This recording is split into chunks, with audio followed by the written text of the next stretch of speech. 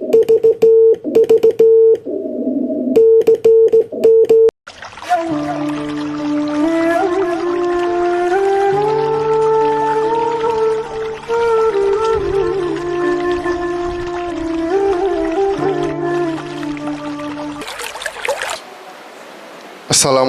warahmatullahi wabarakatuh. Alhamdulillahirrabbilalamin. Wassalatu wassalamu ala asrafil anbiya wal mursalin Nabina wa habibina Muhammadin wa ala alihi wa sahbihi ajmain. Amma ba'd. Puji syukur marilah kita panjatkan kehadirat Allah Subhanahu wa taala atas segala nikmat yang telah diberikan kepada kita, terutama nikmat iman, nikmat Islam dan nikmat sehat walafiat. Salat serta salam marilah kita limpah curahkan kepada junjungan kita Nabi Muhammad SAW, pada keluarga, sahabat dan para pengikutnya, dan yang mana mudah-mudahan kita termasuk ke dalam pengikut beliau yang istiqomah menjalankan sunnahnya hingga akhir zaman. Amin ya rabbal alamin. Hadirin jemaah yang dirahmati Allah, alhamdulillah pada hari ini kita masih dapat melaksanakan kewajiban kita di pagi hari ini. Yang pertama melaksanakan sholat subuh berjamaah, dan yang kedua insya Allah dilanjutkan dengan kewajiban kita dalam menuntut ilmu. Alhamdulillah pada pagi hari ini telah hadir bersama kita yang kita muliakan Al-Ustadz Muhammad Anik LC MPDI yang akan menyampaikan tausiahnya dengan mengambil tema Adab Safar. Untuk itu kepada Al-Ustadz Muhammad Anik LC MPDI dipersilahkan untuk menyampaikan tausiahnya. Terima kasih. Assalamualaikum warahmatullahi wabarakatuh. Assalamualaikum warahmatullahi wabarakatuh. Innal hamdalillah nahmaduhu wa nasta'inuhu wa nastahdihi wa nastaghfiruhu wa natubu ilaihi wa na'udzu billahi min syururi anfusina wa sayyiati a'malina may yahdihillahu fala mudhillalah wa may yudlilhu fala hadiyalah. Asyhadu an la ilaha illallah wahdahu la syarikalah wa asyhadu anna Muhammadan abduhu wa rasuluhu la nabiyya ba'dah, amma ba'd. Faqala Allahu azza wa jalla fi kitabihil karim, a'udzu billahi minasyaitonir rajim. Innallaha ashtara minal mu'minina anfusahum wa amwalahum bi anna lahumul jannah yuqatiluna fi sabilillahi fayaqtuluna wa yuqtalun wa'dan alaihi haqqan fit tawrati wal injili wal qur'an wa man awfa bi ahdihi minallah fastabshiru bi bai'ikumul ladzi bay'atum bih wa dzalika huwal fawzul azim. At-taibuna al-abiduna al-hamiduna as-saihuna ar-raki'una as-sajidun al-amiruna bil ma'rufi wan nahuna 'anil munkar wal hafizuna li hududillah wa basyiril mu'minin. Hadirin hadirat, Bapak Ibu, para jamaah yang dimuliakan Allah Subhanahu wa taala. Alhamdulillah kita bersyukur kehadirat Allah. Kita dikumpulkan oleh Allah dalam majelis yang sangat mulia, sebuah majelis yang didoakan ampunan oleh malaikat-malaikat Allah yang di langit, makhluk-makhluk Allah yang di bumi, bahkan ikan yang berada di dalam air memohonkan ampunan untuk mereka yang menuntut ilmu. Maka mudah-mudahan hadirnya kita di majelis yang mulia ini menjadi isyarat Allah senantiasa menghendaki kebaikan dalam hidup kita. Sebagaimana Rasulullah mengatakan, "May yuridillahu bihi khairan yufaqihu fiddin." Siapa orang yang Allah kehendaki kebaikan padanya, maka Allah fahamkan dia dalam urusan agama. Jemaah yang dimuliakan oleh Allah, tema kajian subuh kali ini adalah Adabus siyahah wa ahkamuha, atau kita terjemahkan ya panduan dalam ya safar atau traveling. Bapak Ibu dimuliakan oleh Allah, ada banyak sekali bentuk safar di dalam kehidupan kita. Ada siyahah ya diniyah, traveling yang sifatnya itu ibadah kepada Allah Subhanahu wa taala.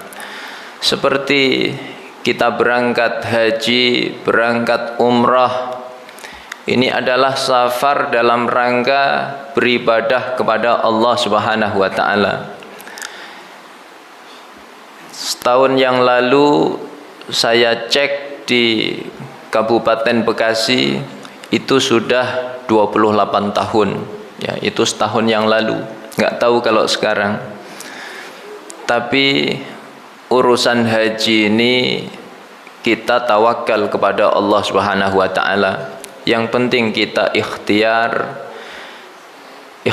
secara materi, ya Bapak Ibu nabung, ikhtiar secara ilmu, kita pelajari ilmunya, manasiknya, maka ilmu itu mengundang amal. Siapa yang mempelajari satu ilmu, maka Allah akan atur cara untuk mengamalkan ilmu tersebut. Ya, ini masalah haji. Mudah-mudahan Bapak Ibu semuanya Allah mudahkan untuk menunaikan ibadah haji. Lalu kedua ada siyahah thaqafiyah. Ya, perjalanan yang sifatnya itu menambah ilmu atau wawasan. Pengurus DKM An-Nur Keranggan berangkat ke Jogja, kemudian mampir ke Masjid Jogokarian, studi banding bagaimana manajemen masjid yang bagus supaya masjid itu makmur, supaya masjid itu membangun ekonomi umat. Ini namanya siyahah thaqafiyah. Kemudian ada lagi siyahah tijariyah, perjalanan dalam rangka berbisnis. Seperti dulu Rasulullah sallallahu alaihi wasallam berbisnis, ya, dari Makkah ke negeri Syam. Bapak Ibu punya toko pakaian di daerah, ya, ada yang di Sumatera, ada yang di Jawa. Kemudian belanja ke Tanah Abang. Baju koko di Tanah Abang 100.000, sampai kampung halaman dijual 300.000. Untung apa rugi, Pak? Ya, ini namanya siyahah tijariyah, perjalanan bisnis.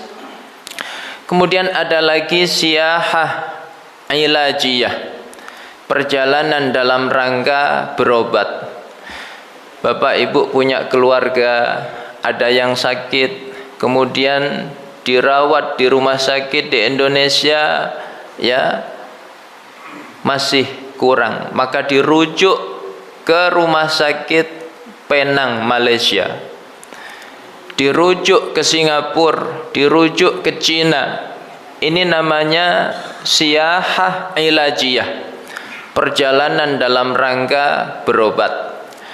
Kemudian ada siyahatul istijmar wat taghyir, perjalanan dalam rangka rihlah, refreshing, rehat sejenak. Bapak Ibu aktivitas satu pekan, dari Senin sampai Jumat, berangkat macet, pulang macet, lelah, maka butuh rehat. Maka Sabtu Ahad habis ngaji, ada yang goes, ada yang main futsal, ada yang jalan-jalan ke puncak. Ini namanya siyahah, ya, al-istijmar wat taghyir.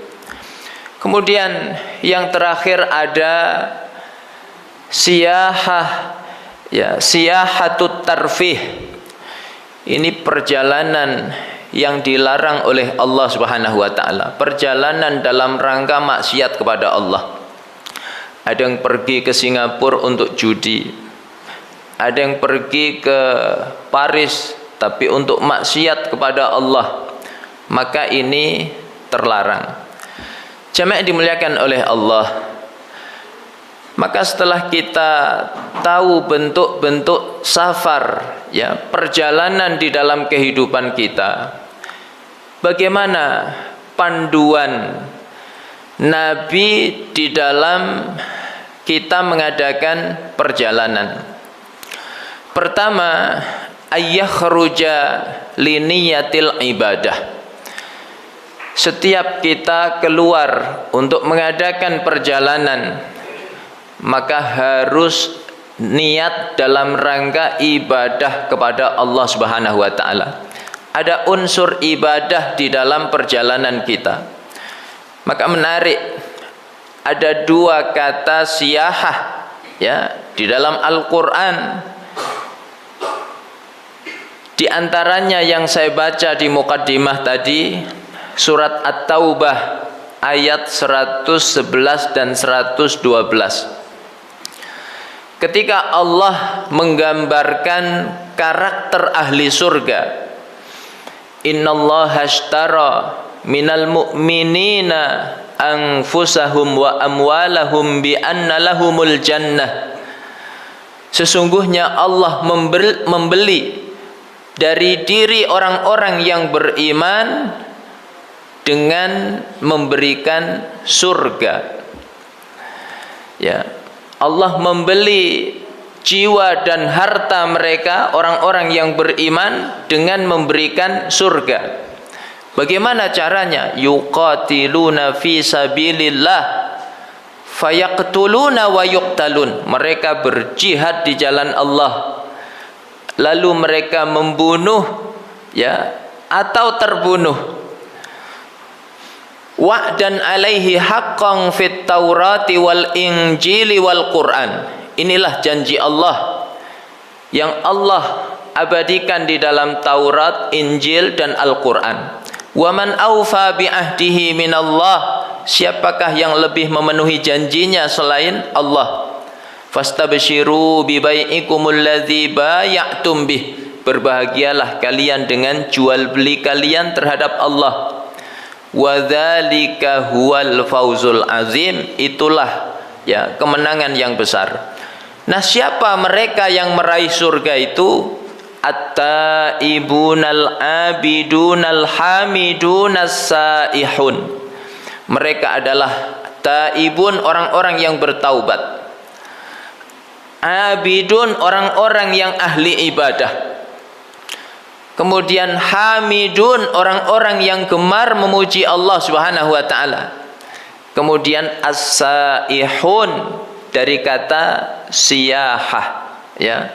Maka lihat bagaimana penafsiran makna siyahah di dalam ayat ini. Sebagian ulama tafsir memaknai as-saimun, mereka orang-orang yang ahli puasa.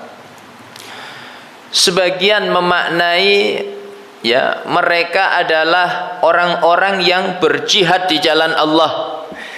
Karena Nabi pernah ditanya oleh pemuda, "Ya Rasulullah, i'zan li fis siyahah." Ya Rasul, izinkan aku untuk siyahah, untuk jalan-jalan. Maka Rasulullah mengatakan, "Siyahatu ummati al-jihadu fi sabilillah." Jalan-jalannya umatku itu jihad di jalan Allah. Sebagian mengatakan, ya, safar dalam rangka thalabul ilmi. Jadi ada yang mengatakan puasa, ada yang mengatakan jihad fi sabilillah, ada yang mengatakan thalabul ilmi. Demikian pula, ya, dalam surat At-Tahrim ayat yang kelima, ketika Allah menggambarkan, ya, karakter istri-istri Rasulullah sallallahu alaihi wasallam. Asa rabbuhu in talaqakunna ayyubdilahu azwajan khairam minkun muslimatin mu'minatin qanitatin taibatin abidatin saihat. Maka sama kata saihat Di situ diterjemahkan ya shaimat, diterjemahkan ya orang-orang yang berjihad di jalan Allah, orang-orang yang berpuasa, dan orang-orang yang mencari ilmu. Jamaah yang dimuliakan oleh Allah, maka ini isyarat hendaknya di setiap safar kita itu ada nilai ibadah kepada Allah Subhanahu wa taala. Jangan hanya rekreasi, kuliner, foto, selfie, update status, pulang. Jangan. Tapi hendaknya ada unsur ibadah kepada Allah Subhanahu wa taala. Kalau ke Bandung ya, mampir ke Masjid Al-Jabbar. Ya, duduk sejenak, dengarkan majelis ilmu di sana. Ya, baru kemudian wisata. Kalau ke Jogja, mampir ke Masjid Jogokarian. Ya, belajar di sana meskipun sebentar. Jangan hanya beli peci begini lalu pulang. Kemudian kalau ke Seragen ke Masjid Al-Falah, ya. Kalau ke Lamongan ke Masjid Namiroh, ya. Dan lain sebagainya. Makanya dahulu para sahabat ketika safar menuntut ilmu, maka mereka melakukannya dengan sungguh-sungguh. Ada seorang sahabat namanya Jabir bin Abdillah. Jabir bin Abdillah absen, tidak ikut mendengarkan hadis tentang qisas di hari kiamat. Maka ada seorang sahabat yang masih hidup yang ikut mendengarkan hadis itu, ya. Namanya Abdullah. Abdullah saat itu sudah pindah ke negeri Syam. Maka Jabir kemudian nabung supaya bisa beli unta. Begitu tabungannya cukup, maka Jabir membeli seekor unta, kemudian mempersiapkan bekal, kemudian berangkat ke negeri Syam untuk mendapatkan satu hadis tadi. Padahal hari itu perjalanan dari Makkah ke negeri Syam itu butuh waktu 1 bulan untuk mendapatkan satu hadis Rasulullah SAW. Sampailah di depan rumahnya Abdullah. Maka Abdullah heran, ini tamu dari jauh, dari Makkah, sebulan perjalanan. Abdullah bertanya, wahai saudaraku Jabir, ya, dalam rangka apa kamu kemari? Maka Jabir mengatakan, haditsun balagoni annaka sami'tahu min Rasulillah sallallahu alaihi wasallam. Aku datang kemari karena satu hadis yang aku dengar kamu mendengarnya dari Rasulullah sallallahu alaihi wasallam, yaitu hadis tentang kisah di hari kiamat. Maka kemudian Abdullah ya membacakan satu hadis itu. Yuhsyarun nasu yaumal qiyamati uratan ghurlan buhman. Nanti manusia dikumpulkan di hari kiamat itu dalam keadaan 3. Pertama telanjang, kedua belum dikhitan, ketiga buhman. Apa makna buhman itu? La syai'alahu, dia tidak membawa apa-apa. Maka setelah itu tidaklah Allah memasukkan manusia ke dalam surga, atau sebaliknya memasukkan manusia ke dalam neraka, kecuali menunaikan qisas. Itulah qisas di hari kiamat. Maka untuk mendapatkan satu hadis itu, Jabir bin Abdillah rela menempuh perjalanan ya 1 bulan lamanya. Maka hendaknya di setiap safar kita ada nilai ibadah kepada Allah Subhanahu wa taala. Ini pertama. Kedua, Bapak Ibu yang dimuliakan oleh Allah, ayyakhruja littafakkur fi azimi makhluqatillahi azza wa jal. Hendaknya seseorang safar itu dalam rangka tafakkur, merenungi ya keagungan ciptaan-ciptaan Allah Subhanahu wa taala.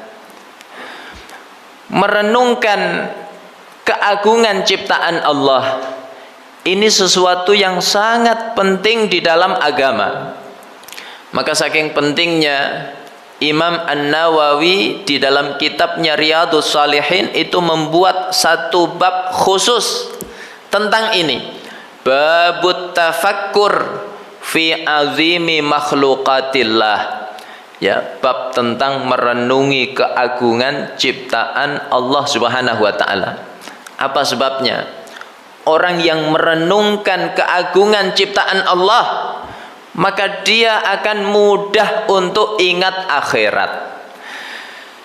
Bapak Ibu yang dimuliakan oleh Allah, salafun salih dulu ingat akhirat itu ketika menyaksikan fenomena yang hari ini kita saksikan sehari-hari.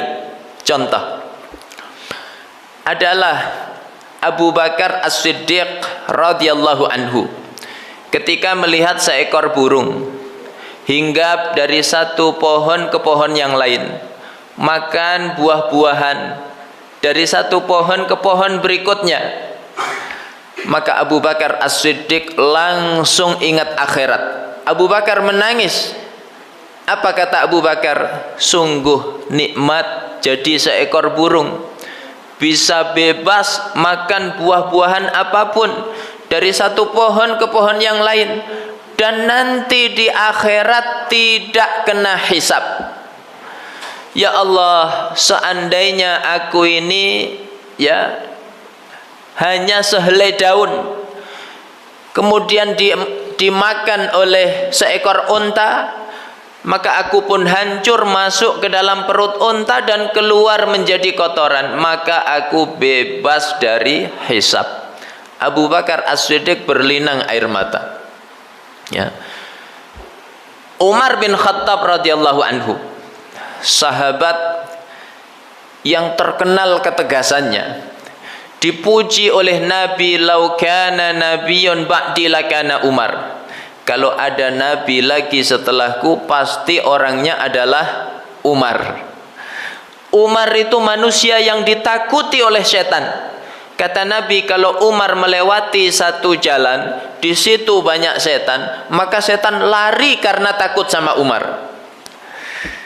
Kalau di komplek Keranggan Permai ini ada Pak Umar, Pak. Keluar jam 2 malam, ketemu setan, yang lari setan atau Pak Umar? Maka jamaah yang dimuliakan oleh Allah, Umar bin Khattab, lihat betapa mudah merenungi keagungan makhluk ya ciptaan Allah Subhanahu wa taala. Ketika Umar lihat kambing, kan kita sering lihat kambing. Umar itu hanya lihat kambing, langsung ingat akhirat, langsung nangis. Ya.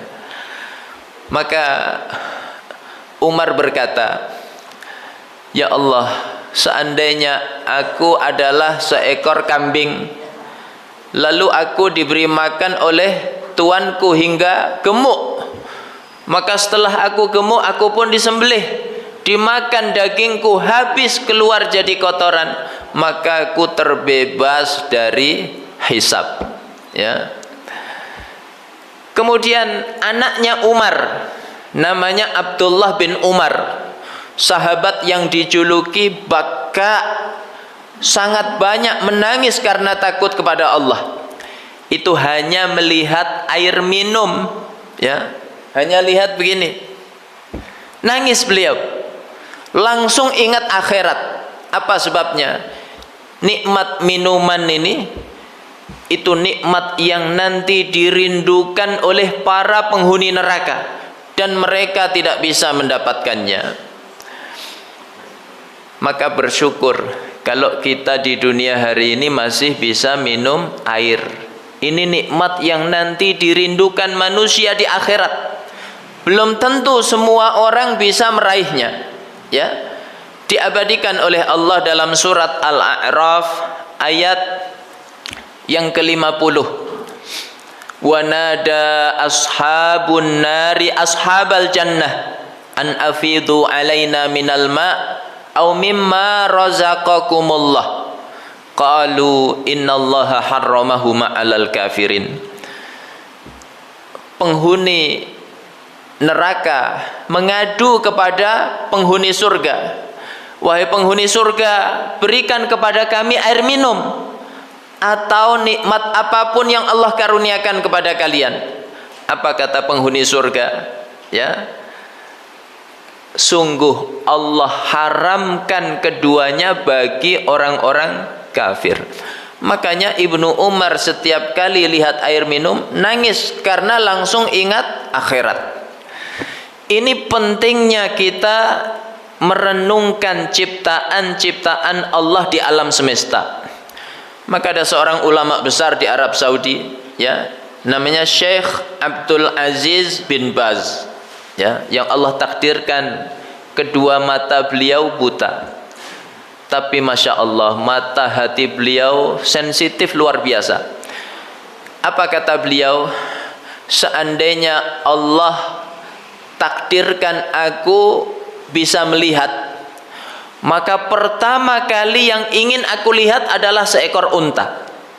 Apa sebabnya? Karena Allah mengatakan dalam surat Al-Ghasyiyah, afala yanzuruna ilal ibili kaifa khuliqat wa ilas samai kaifa rufi'at wa ilal jibali kaifa nusibat wa ilal ardi kaifa sutihat fadzakir innama anta muzakkir. Tidakkah kalian melihat bagaimana unta itu diciptakan? Ya, unta itu Masya Allah sekali minum itu kuat menampung 150 liter. Jadi kalau ada jamaah Masjid An-Nur sekali minum kok bisa habis 150 liter. Itu seperti apa, Pak? Ya. Tapi bedanya, kita kalau habis minum 150 liter teler, nggak bisa bangun. Kalau unta setelah itu dia bisa jalan sampai ratusan kilo. Ya. Begitu dahsyatnya ciptaan Allah Subhanahu wa taala.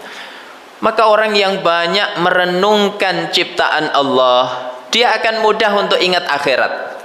Inilah rahasianya kenapa dalam banyak ayat Al-Quran setiap kali Allah hendak mengajak manusia merenungkan fenomena akhirat, maka terlebih dahulu Allah Subhanahu wa taala mengajak manusia merenungkan ciptaannya di dunia. Ya. Dalam surat An-Naba, ya, Bapak Ibu, adik-adik kita hafal semuanya. Ya. Alam naj'alil arda mihada wal jibala autada wa khalaqnakum azwaja wa ja'alna naumakum subata wa ja'alna al-laila libasa wa ja'alna an-nahara ma'asha wa banayna fawqakum sab'an shidada wa ja'alna sirajan wahhaja wa anzalna minal mu'sirati ma'an sajjaja linukhrija bihi habban wa nabata wa jannatin alfafa. Masya Allah, hafal semuanya. Ini pengajian yang sukses, ya. Nambah hafalan, bukan nambah seragam, ya. Jadi setelah Allah mengajak kita merenungkan ciptaan-ciptaannya di dunia, baru setelah itu Allah mengajak kita merenungkan fenomena akhirat. Inna yaumal fasli kana miqata yauma yunfakhu fis suri fatatuna afwaja wa futihatis samaa'u fakanat abwaba wa suyiratil jibalu fakanat saraba inna jahannama kanat mirsada. Ya. Demikian pula dalam surat berikutnya An-Nazi'at, ya, A'antum asyaddu khalqan amis sama'u banaha rafa'a samkaha fasawwaha wa aghtasha laylaha wa akhraja duhaha wal arda ba'da dzalika dahaha akhraja minha ma'aha wa mar'aha wal jibala arsaha. Allah mengajak kita merenungkan ya ciptaan-ciptaannya di dunia. Apakah kalian itu lebih dahsyat penciptaannya ataukah langit? Ya. Allah meninggikan bangunannya lalu Allah menyempurnakannya. Kemudian Allah jadikan malam gelap gulita, Allah jadikan siang terang benderang. Lalu Allah jadikan bumi ini sebagai hamparan. Allah keluarkan dari bumi itu air dan tumbuh-tumbuhan. Ya, wal jibala arsaha, dan Allah tegakkan gunung-gunung itu. Dalam rangka apa? Mata'allakum wali an'amikum, sebagai kesenangan untuk kalian serta ternak-ternak kalian. Maka setelah itu Allah mengajak kita merenungkan akhirat. Fa idza ja'atit tammatul kubra. Ya, maka ketika datang petaka yang besar, yaitu hari kiamat. Makanya di setiap perjalanan kita hendaknya kita isi dengan merenungkan keagungan ciptaan-ciptaan Allah Subhanahu wa taala. Karena itulah yang membedakan kita orang mukmin hari ini dengan orang-orang kafir, orang-orang ateis. Orang mukmin melihat keagungan ciptaan Allah, maka bertambah keimanan mereka kepada Allah. Rabbana ma khalaqta hadza batila subhanaka faqina adzabannar. Ini orang mukmin. Tapi orang kafir, orang ateis melihat keindahan-keindahan ciptaan Allah itu sekedar ya menganggapnya sebagai hukum alam. Sekedar difoto, diupdate status, tidak menambah imannya sedikit pun. Maka di setiap perjalanan kita hendaknya kita merenungkan keagungan ya ciptaan Allah Subhanahu wa taala. Ketika lihat gunung, ingat penciptanya. Lihat laut, ingat penciptanya.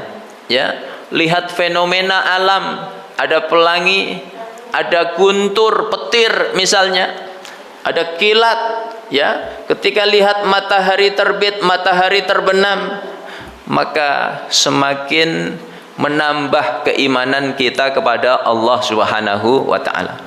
Ini yang kedua. Yang ketiga, Bapak Ibu dimuliakan oleh Allah, ya.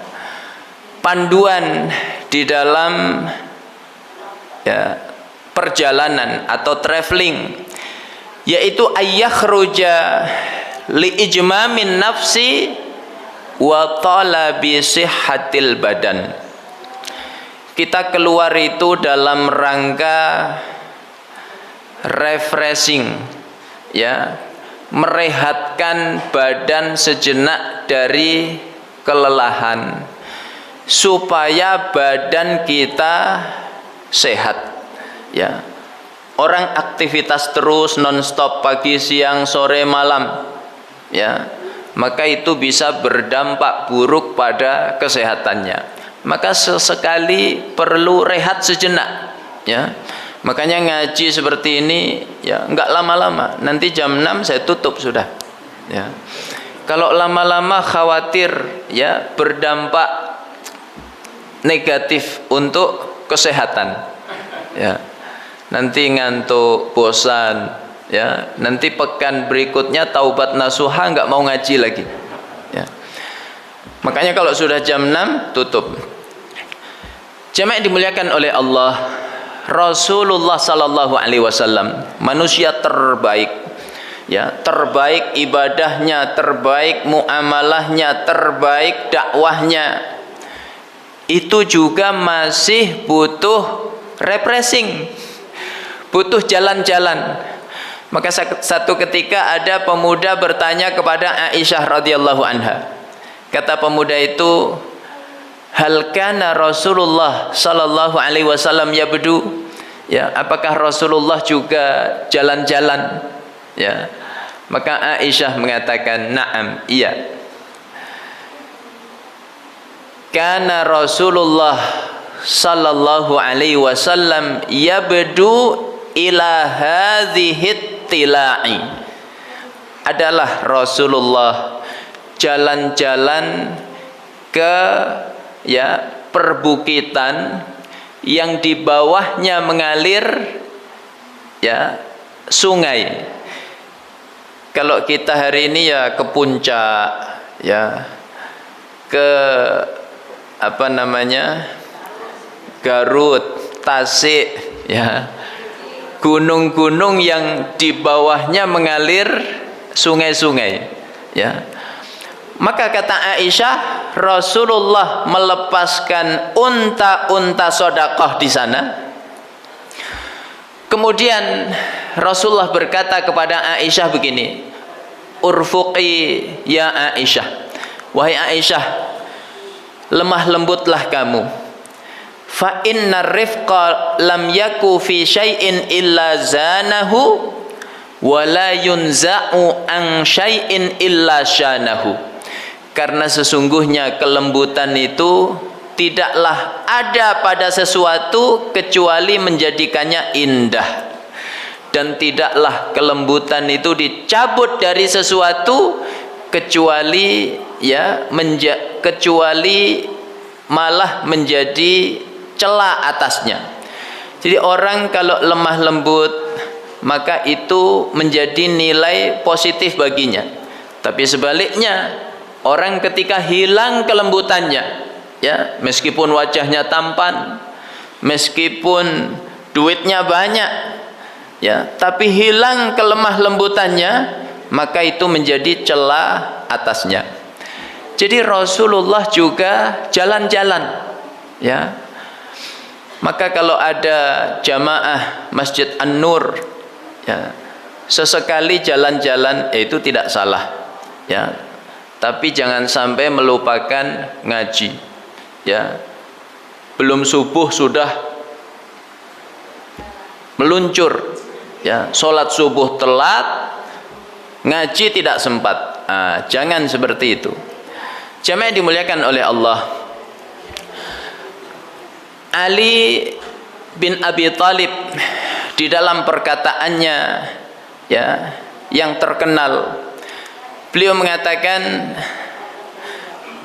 inna hadhil quluba tamallu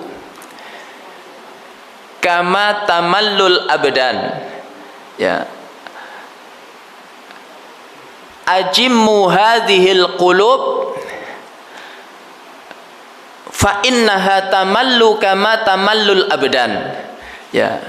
Istirahatkanlah hati-hati kalian, karena dia juga bisa bosan sebagaimana tubuh kalian merasa bosan. Orang beraktivitas kerja terus, maka pada titik tertentu dia akan bosan. Itu fisik. Sama orang ngaji terus, nggak ada variasinya, maka juga bosan. Makanya pengurus DKM An-Nur, jangan kegiatannya hanya ngaji saja. Sekali-kali rihlah bersama, Yang penting jangan lupa ngundang ustadznya. Jangan hanya ustadz disuruh datang ceramah, begitu jalan-jalan lupa ustadznya. Ini bercanda, Pak. Jangan dimasukkan ke dalam hati, supaya nggak ngantuk. Karena saya lihat sebagian sudah ada yang meremelek. Jadi dalam rangka rehat ini masih diperbolehkan. Kemudian yang terakhir, ya, yang keempat, kita memperhatikan adab-adab, ya, ketika safar. Adab-adab safar itu banyak sekali. Ya, kadang kita hari ini mengabaikannya, padahal ini sunnah Nabi yang penting, jangan sampai ditinggalkan. Manfaatnya besar untuk, ya, keselamatan kita dan berpahala di sisi Allah Subhanahu wa taala. Karena menjaga sunnah Nabi itu penuh dengan keberkahan, termasuk sunnah-sunnah ketika safar. Ya, apa di antaranya? Pertama, yaitu ketika hendak keluar rumah, maka mendahulukan kaki yang mana, Pak? Kanan atau kiri? Kiri. Ya, kiri. Ada yang jawab kanan. Ya. Kalau masuk kanan, kalau keluar kiri. Kemudian membaca doa yang diajarkan oleh Nabi, Bismillahi tawakkaltu 'alallah, la haula wala quwata illa billah. Ya.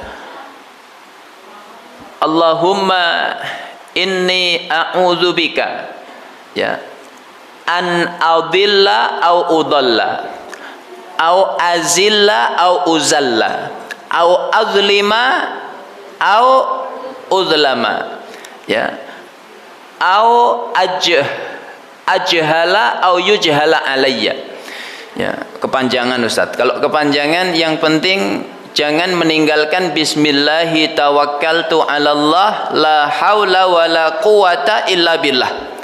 Dengan menyebut nama Allah, aku bertawakal kepada Allah. Tidak ada daya, tidak ada kekuatan kecuali hanya milik Allah.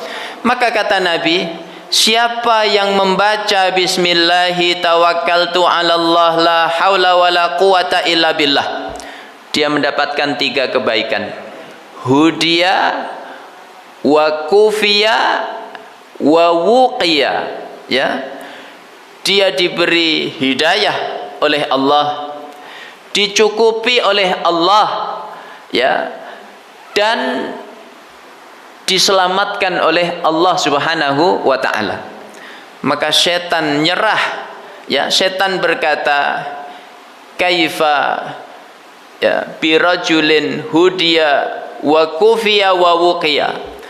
Apa yang bisa kita lakukan terhadap orang yang dia diberi hidayah oleh Allah, dicukupi oleh Allah, ya, dan dilindungi oleh Allah Subhanahu wa taala. Ini pertama. Yang kedua, adab safar, yaitu berpamitan kepada orang-orang di sekitar kita. Bapak Ibu mau umroh, mau haji, maka sunnahnya berpamitan, ya. Ada satu doa yang diajarkan oleh Nabi, baik kepada orang yang mau safar maupun kepada mereka yang melepas saudaranya untuk safar, ya. Kita yang mau safar berpamitan, astaudiukumullah allati la tadhi'u wada'i'uhu. Aku titipkan kalian semua kepada Allah, zat yang tidak pernah menyia-nyiakan titipannya, ya. Maka kita yang dipamiti mengucapkan doa, ya, seperti yang diajarkan oleh Nabi. Astaudiullah dinaka wa amanataka wa khawatima amalika. Aku titipkan kepada Allah agamamu, keamananmu, ya, dan akhir kehidupanmu, ya. Ini sunnah yang kita kadang mengabaikan, ya. Bapak Ibu hafal doa tadi, ya. Kita yang safar mengucapkan astaudiukumullah allati la tadhi'u wada'i'uhu, ya. Kemudian yang melepas mengucapkan astaudiullaha dinaka wa amanataka wa khawatima amalika. Ya, ini kedua. Kemudian yang ketiga yaitu mencari sahabat. Jangan safar perjalanan jauh sendirian. Ya. Karena yang sendirian itu sering diterkam oleh setan. Maka kata Nabi, ar-raqibu syaitanun war-raqibani syaitanani wassalasatu raqbun. Ya. Satu orang bepergian itu seperti setan. Apa maksudnya? Mudah disesatkan oleh setan. Dua berarti dua setan. Artinya dua pun masih mudah disesatkan oleh setan. Tapi kalau tiga, itulah baru rombongan safar. Artinya tiga susah disesatkan oleh setan. Nah makanya kalau rihlah ya bareng-bareng. Kalau satu masjid, maka insya Allah setan lari terbirit-birit. Ya. Jamaah dimuliakan oleh Allah. Kemudian yang keempat yaitu mengangkat pemimpin. Kata Nabi, idza kharaja salasatun fi safarin falyu'ammiru ahadahum. Kalau tiga orang keluar untuk safar, maka hendaknya mengangkat salah seorang di antara mereka menjadi amir, pemimpin. Ya. Maka biasanya kalau kita haji ada istilahnya apa, Pak? Karom, ketua rombongan. Nah, ini mengikuti sunnah Nabi, ya, mengangkat salah satu menjadi pemimpin. Ya, jamaah Masjid An-Nur rihlah, maka diangkat ya amir safar. Siapa dia? Biasanya yang muda, ya, yang paling muda. Seperti imam kita, ya, antum imam di masjid. Sekarang imam juga di safar. Karena kalau orang tua diangkat jadi pemimpin, kasihan. Bawa diri aja susah, apalagi bawa jamaah. Ya. Kemudian yang kelima, jamaah yang dimuliakan oleh Allah, ini sunnah yang kita kadang mengabaikannya, yaitu sholat 2 rakaat sebelum keluar rumah. Ya. Kata Nabi, idza kharajta min manzilika fasalli rak'atain tamna'anika makhrajas su'. Kalau kamu hendak keluar rumah, salat sunnahlah 2 rakaat. Maka ini mencegahmu dari tempat keluar yang buruk. Ada orang di rumahnya selamat, ya, enggak kena apa-apa. Begitu keluar, belum jauh, baru beberapa kilo, celaka, ya. Ada yang ditabrak kendaraan, ada yang dirampok, ya. Maka supaya selamat dari tempat keluar yang buruk, salatlah 2 rakaat sebelum berangkat. Wa idza dakhalta ila manzilika fasalli rak'ataini tamna'anika madkhalas su'. Kalau kamu hendak, ya, masuk ke dalam rumah, maka salatlah dulu 2 rakaat, mencegahmu dari tempat masuk yang buruk. Ya, ada yang sebaliknya, di luar aman-aman saja, begitu masuk rumah, rumahnya kebakaran. Begitu masuk rumah, ya, rumahnya rubuh misalnya. Atau di luar, ya, rukun dengan istrinya, dengan anaknya, begitu masuk rumah berantem. Maka caranya adalah sholat, ya, ketika masuk rumah 2 rakaat. Lalu adab yang ke-6, begitu sudah keluar dari rumah, kemudian mulai naik kendaraan, ya, nah, maka hafalkan doa ini, agak panjang. Ini doa yang dibaca oleh Nabi ketika sudah naik kendaraan, kendaraan mulai berjalan, maka Nabi bertakbir 3 kali, Allahu Akbar, Allahu Akbar, Allahu Akbar. Ya, biasanya Bapak Ibu kalau naik pesawat Saudi Airline. Nah, maka dibimbing doa ini bersama-sama. Ya, Allahu Akbar, Allahu Akbar, Allahu Akbar. Subhanalladzi sakhkhara lana hadza wa ma kunna lahu muqrinin wa inna ila rabbina lamunqalibun. Allahumma inna nas'aluka fi safarina hadza albirra wat taqwa wa minal amali ma tarda. Allahumma hawwin alaina safarana hadza wa twi anna bu'dahu. Allahumma antas sahibu fis safar wal khalifatu fil ahli. Allahumma inna na'udzubika min wa'sa'is safar wa ka'abatil manzar wa su'il munqalabi fil mali wal ahli wal waladi. Kok Ustaz hafal? Ya. Saya pembimbing umroh. Jadi wajib hafal. Kalau nggak hafal nggak sah jadi pembimbing. Ya. Nah, Bapak Ibu kalau ingin jadi pembimbing, hafalkan dulu doa ini. Ya, nanti setoran sama saya. Kemudian ya berikutnya yang ketujuh, ketika perjalanan kemudian mendaki, ya kadang mendaki kadang menurun, baik naik mobil, naik pesawat ataupun naik kapal, ya kapal ketika ada ombak kan naik, ya maka Nabi itu kalau safar, ya kemudian mendaki, maka Nabi bertakbir Allahu Akbar, Allahu Akbar, Allahu Akbar. Ya, begitu menurun maka bertasbih Subhanallah, Subhanallah, Subhanallah. Ini sunnah, ya pernah diamalkan Pak? Baru dengar Ustaz. Nah, makanya penting, ya. Kemudian yang kedelapan, ketika kita sampai ke tempat yang kita tuju, ya dan itu tempat yang baru. Tempat yang baru kita kunjungi, apakah itu ya bumi perkemahan misalnya, ataukah tempat wisata, ataukah villa, ya hotel, maka begitu kita masuk, bacalah a'udzu bikalimatillahi tammah min syarri ma khalaq.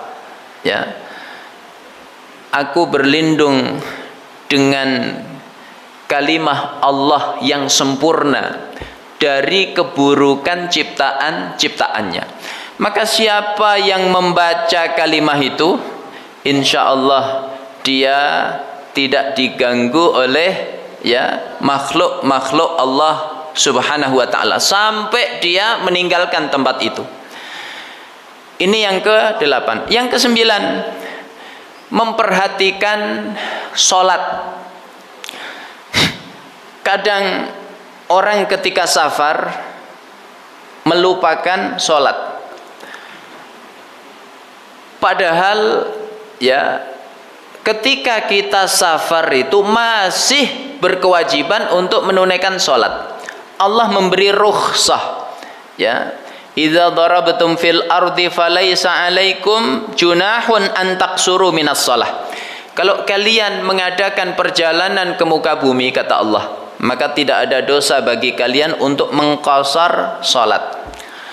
Yang 4 rakaat jadi 2 rakaat. Yang 3 rakaat jadi berapa, Pak?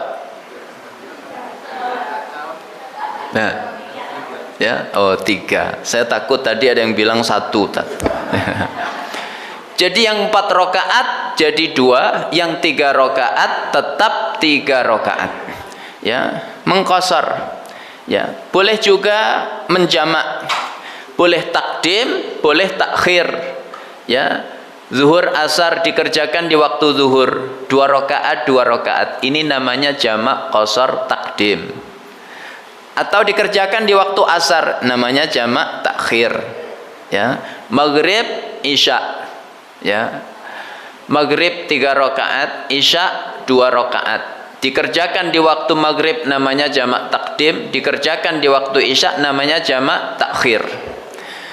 Kalau 3 in 1 boleh nggak Ustaz?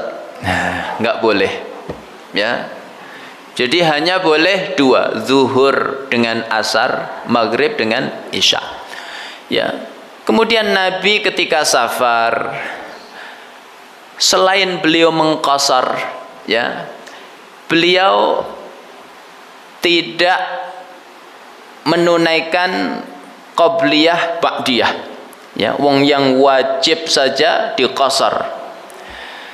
Tapi ada qabliyah yang Nabi selalu menjaganya, baik muqim tidak bepergian maupun safar ketika bepergian, yaitu 2 rakaat sebelum subuh. Apa sebabnya? Karena kata Nabi, raqatal fajri khairun minad dunya wa ma fiha. 2 rakaat sebelum subuh itu lebih baik dibanding dunia beserta isinya. Ya. Maka jangan pernah meninggalkan 2 rakaat sebelum subuh. Bahkan menarik, ya, Nabi dan sahabat itu pernah ketinggalan sholat subuh. Ya. Nanti jangan hadis ini dijadikan landasan untuk telat sholat subuh. Nabi sahabat aja telat Ustadz, apalagi orang kayak saya. Jangan begitu, ya. Nabi dan para sahabat saat itu telat, kondisinya berat, mereka sedang safar. Kemudian sudah, ya, larut malam, mendekati waktu subuh, sahabat kelelahan, Rasulullah masih kuat. Ya, Rasulullah itu diberi kekuatan oleh Allah 40 laki-laki. Sahabat sudah nggak kuat karena Rasulullah kasihan dengan para sahabat, maka Rasulullah istirahat. Tapi Rasulullah mengingatkan, aku khawatir kalau istirahat nanti bablas subuhnya. Maka Bilal tunjuk jari, tenang ya Rasul, biar aku yang berjaga, nanti aku bangunkan insya Allah. Ya. Maka semua sahabat tidur, Rasulullah juga tidur, karena tenang nanti dibangunkan oleh Bilal. Rupanya sejak zaman Nabi tidur itu memang menular. Makanya kalau majelis ilmu seperti ini jangan ada yang tidur. Kalau ada yang tidur langsung bangunkan. Karena kalau dibiarkan nanti sebelahnya ketularan. Sayap kanan sudah tidur, sayap kiri nggak lama lagi tidur. Nanti back kanan tidur, back kiri tidur.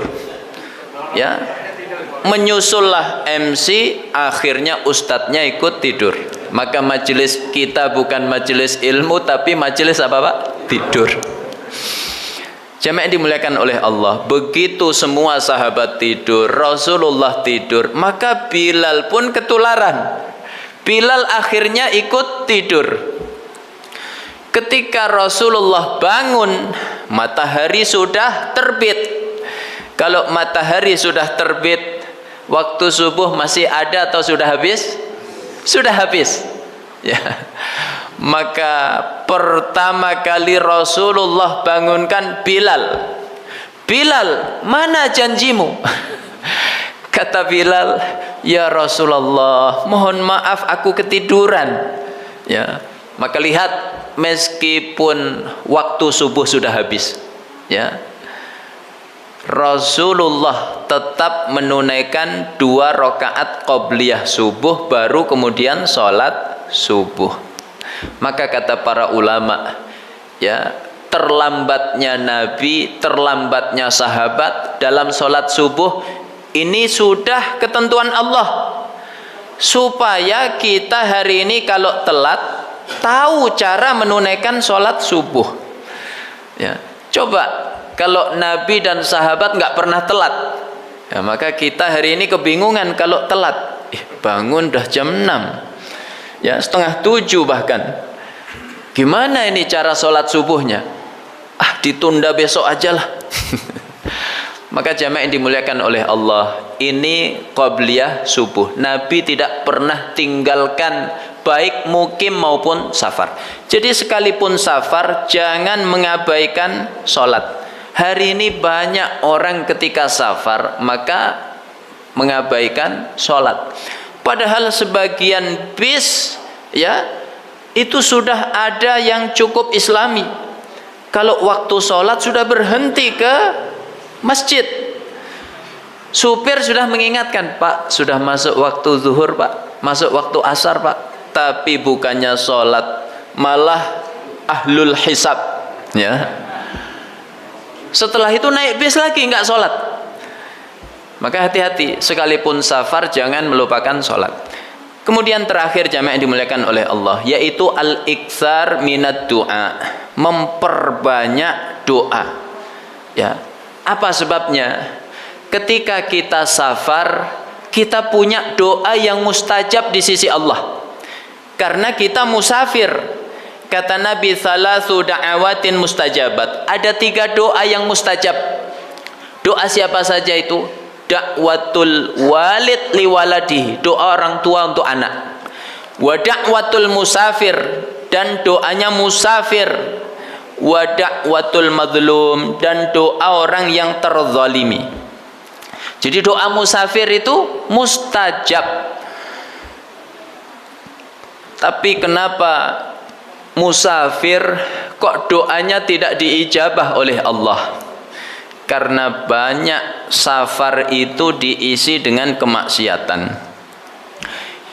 Ya, telinganya maksiat, matanya maksiat, ya, tangan kakinya maksiat. Maka kalau sudah terjatuh dalam maksiat, ya, doa kita terhambat. Doa kita tidak lagi diijabah oleh Allah Subhanahu wa taala. Ini beberapa panduan, ya, seputar traveling. Mudah-mudahan menjadi renungan bagi saya pribadi dan kita semuanya, agar di setiap, ya, kehidupan kita, termasuk ketika safar, memperhatikan sunnah-sunnah Rasulullah sallallahu alaihi wasallam, sehingga kehidupan kita semakin diberkahi oleh Allah Subhanahu wa taala. Bapak Ibu yang dimuliakan oleh Allah, sebagaimana temanya safar, ya, ini ustadznya habis ini safar. Jadi tidak ada tanya jawab. Insya Allah di qadha pertemuan berikutnya. Langsung kita akhiri dengan doa, karena doa yang mustajab doa setelah amal saleh. Mudah-mudahan sholat jamaah kita, ngaji kita, interaksi kita dengan ayat Allah dan hadis Rasulullah mengantarkan doa kita mustajab di sisi Allah Subhanahu wa taala. Bismillahirrahmanirrahim. Alhamdulillahirabbil alamin, hamdan naimin hamdas syakirin. Hamdan yuafi ni'amahu wa yukafi'u mazidah. Ya Rabbana walakal hamdu kama yanbaghi li jalali wajhika wa 'azimi sultanik. Allahumma salli wa sallim ala nabiyyina Muhammad wa ala alihi wa sahbihi wa sallim ajma'in. Allahumma inna nas'aluka mujibati rahmatik wa azaima maghfiratik wa salamata min kulli itham wal ghanimata min kulli bir wal fawza bil jannah wan najata minan nar. Allahumma inna nas'aluka ridhaka wal jannah wa na'udzubika min sakhatika wan nar. Allahumma la tada' lana fi majlisina hadza dhanban illa ghafartah wa la hamman illa farajtah wa la maridan illa syafaitah wa la mayyitan illa rahimtah wa la dainan illa qadaitah wa la hajatan min hawaijid dunya wal akhirati illa qadaitaha ya rabbal alamin. Allahumma ati nufusana taqwaha wa zakkiha wa anta khairu man zakkaha anta waliyuha wa maulaha. Allahumma ighfir lana ma qaddamna wa ma akharna wa ma a'lanna wa ma asrarna wa ma anta a'lamu bihi minna antal muqaddim wa antal muakhir la ilaha illa anta. Allahumma inna nas'aluka minal khairi kullihi ajilihi wa ajilihi ma alimna minhu wa ma lam na'lam wa na'udzubika minasy syarri kullihi ajilihi wa ajilihi ma alimna minhu wa ma lam na'lam. Allahumma inna nas'aluka khaira ma sa'alaka bihi nabiyyuka Muhammad sallallahu alaihi wasallam wa ibaduka salihun wa na'udzubika min syarri ma sta'adzaka minhu nabiyyuka Muhammad sallallahu alaihi wasallam wa ibaduka salihun. Allahumma innaka ta'lamu anna hadhil quluba qad ijtama'at ala mahabbatik wal taqat ala ta'atik wa tawahhadat ala da'watik wa ta'ahadat ala nusrati syari'atik wa thiqillahu marabitataha wa atimuddaha wa ihtiha subulaha واملأها بنورك التي لا يخبو واشرح صدورها بفيض الإيمان بك وجميل التوكل عليك وأحييها بمعرفتك وأمتها على الشهادة في سبيلك إنك نعم المولى ونعم النصير اللهم اجعل جمعنا هذا جمعا مرحوما واجعل تفرقنا من بعده تفرقا معصوما ولا تجعل فينا شقيا ولا محروما اللهم أنت يا محول الأحوال حول أحوالنا إلى أحسن الحال ربنا آتنا في الدنيا حسنة وفي الآخرة حسنة وقنا عذاب النار وادخلنا الجنة مع الأبرار يا عزيز يا غفار يا رب العالمين وصلى اللهم على نبينا محمد وعلى آله وصحبه وسلم أجمعين سبحان ربك رب العزة عما يصفون وسلام على المرسلين والحمد لله رب العالمين السلام عليكم ورحمة الله وبركاته